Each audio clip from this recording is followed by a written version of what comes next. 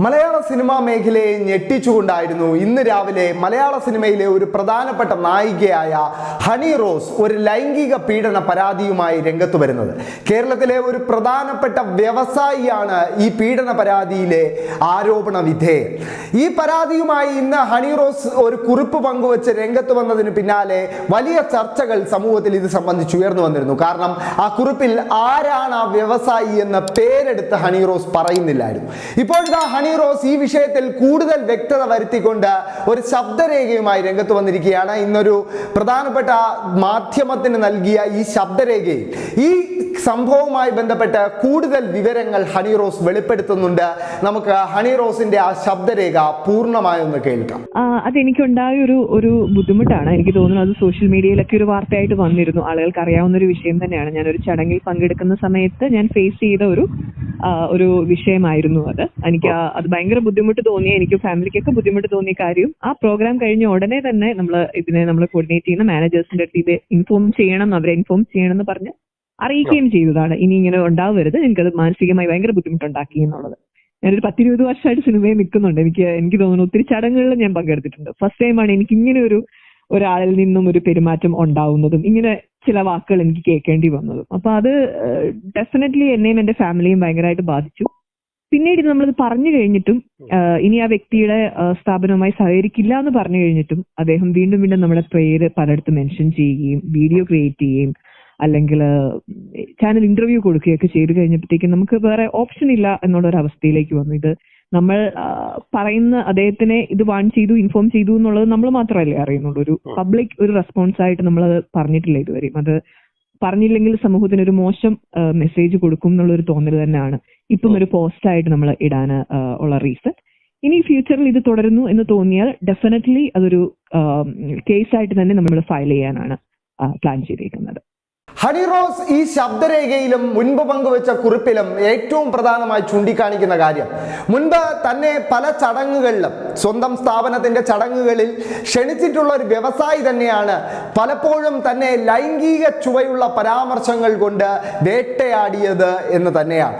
അദ്ദേഹത്തിന്റെ പരിപാടികളിൽ പിന്നീട് താൻ പോകുന്നത് അവസാനിപ്പിച്ചെങ്കിലും താൻ പോകുന്ന പരിപാടികളിൽ ഇടിച്ചു കയറി വന്ന് ലൈംഗിക ചുവയുള്ള പരാമർശങ്ങൾ നടത്തുന്നത് ഈ വ്യവസായി ഒരു ശീലമാക്കിയിരിക്കുകയാണെന്നാണ് ഹണി റോസ് ആരോപിക്കുന്നത്. ഹണി റോസ് നൽകുന്ന ഈ സൂചനകളൊക്കെ തന്നെ കേരളത്തിലെ ഒരു ജൂവലറി ഉടമയായ പ്രമുഖ വ്യവസായിയിലേക്കാണ് വിരൽ ചൂണ്ടുന്നത് എന്ന കാര്യം ഉറപ്പാണ്.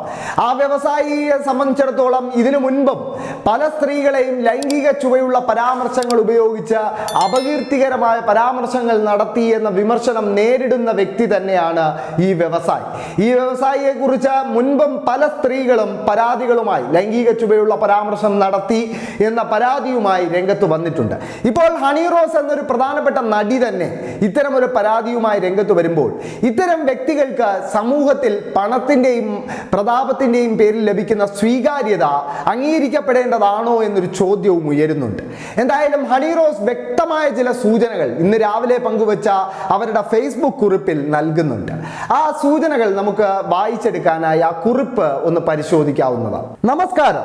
ഒരു വ്യക്തിയുടെ ദ്വയാർത്ഥ പ്രയോഗങ്ങളിലൂടെ മനഃപൂർവ്വം തുടർച്ചയായി പിന്നാലെ നടന്ന് അപമാനിക്കാൻ ശ്രമിക്കുമ്പോഴും പ്രതികരിക്കാത്തത് അത്തരം സ്റ്റേറ്റ്മെന്റ്സ് ആസ്വദിക്കുന്നത് കൊണ്ടാണോ അതോ പറയുന്നതെല്ലാം അംഗീകരിക്കുന്നത് കൊണ്ടാണോ എന്ന് അടുപ്പമുള്ളവർ ചോദിക്കുന്നു. പ്രസ്തുത വ്യക്തി പിന്നീട് ചടങ്ങുകൾക്ക് എന്നെ ക്ഷണിച്ചപ്പോൾ ഞാൻ പോകാൻ വിസമ്മതം പ്രകടിപ്പിച്ചതിന് പ്രതികാരമെന്നോണം ഞാൻ പോകുന്ന ചടങ്ങുകളിൽ മനഃപൂർവ്വം വരാൻ ശ്രമിക്കുകയും കഴിയുന്നിടത്തെല്ലാം സ്ത്രീത്വത്തെ അപമാനിക്കുന്ന രീതിയിൽ എൻ്റെ പേര് മാധ്യമങ്ങളിലൂടെ പറയുകയും ചെയ്യുന്നു. പണത്തിൻ്റെ ധാർഷ്ട്യത്താൽ ഏതു സ്ത്രീയെയും ഒരാൾക്ക് അപമാനിക്കാൻ കഴിയുമോ? അതിനെ എതിർക്കാൻ ഇന്ത്യയിലെ നിയമ സംവിധാനം ഒരു സംരക്ഷണവും നൽകുന്നില്ലേ എന്ന് ചോദിച്ചാൽ ഇയാളുടെ പ്രവൃത്തികളിൽ ഇന്ത്യൻ ശിക്ഷാ നിയമത്തിൽ സ്ത്രീകൾക്കെതിരെ ലൈംഗികോദ്യോപകമായ ഉദ്ദേശത്തോടെ സംസാരിക്കുകയും അതേ ഉദ്ദേശത്തോടെ പിന്തുടരുകയും ചെയ്യുന്നു എന്ന കുറ്റകൃത്യങ്ങൾ പ്രഥമ ദൃഷ്ടിയാൽ നിലനിൽക്കുമെന്നതാണ് അറിയാൻ സാധിച്ചത്. ഞാൻ വ്യക്തിപരമായി മാനസിക വൈകൃതമുള്ളവരുടെ ഇത്തരം പുലമ്പലുകളെ പുച്ഛത്തോടെയും സഹതാപത്തോടെയും അവഗണിക്കാറാണ് പതിവ്. അതിന് എനിക്ക് പ്രതികരണശേഷി ഇല്ല എന്ന് അർത്ഥമില്ല. ഒരാളുടെ വ്യക്തി സ്വാതന്ത്ര്യത്തിൻ്റെ വ്യാഖ്യാനത്തിൽ മറ്റൊരാളുടെ വ്യക്തി സ്വാതന്ത്ര്യത്തെ അപമാനിക്കാനുള്ള സ്വാതന്ത്ര്യമില്ല. ഒരു പൊളിറ്റിക്കൽ സ്റ്റേറ്റ്മെന്റോടെയാണ് ഹണി റോസ് തൻ്റെ ഈ കുറിപ്പ് അവസാനിപ്പിക്കുന്നതെന്ന് പറയേണ്ടിയിരിക്കുന്നു. എന്തായാലും ഹണി റോസിന്റെ ഈ പരാതിയും ഇപ്പോൾ പുറത്തു വന്നിരിക്കുന്ന ഈ ശബ്ദരേഖയും ഒക്കെ വിരൽ ചൂണ്ടുന്നത് മലയാളത്തിലെ ഒരു പ്രമുഖ വ്യവസായിയിലേക്ക് തന്നെയാണ്. എന്തായാലും ഇനി വരും ദിവസങ്ങളിൽ ഹണി റോസ് ഈ കേസിൽ നിയമ നടപടികളുമായി മുന്നോട്ട് പോകുമോ, അതോ ഹണി റോസ് മറ്റു പല നടിമാരും ഉന്നയിച്ച പോലെ വെറും ഒരു ആരോപണം മാത്രമായി ഈ പരാതി ഒതുങ്ങിത്തീരുമോ എന്നതൊക്കെ കണ്ടറിയേണ്ടിയിരിക്കുന്നു. എന്തായാലും ആ പ്രമുഖ വ്യവസായി ആരെന്ന ചോദ്യം ഇപ്പോഴും ഒരു പ്രധാന ചർച്ചാ വിഷയമായി നിലനിൽക്കുകയാണ്.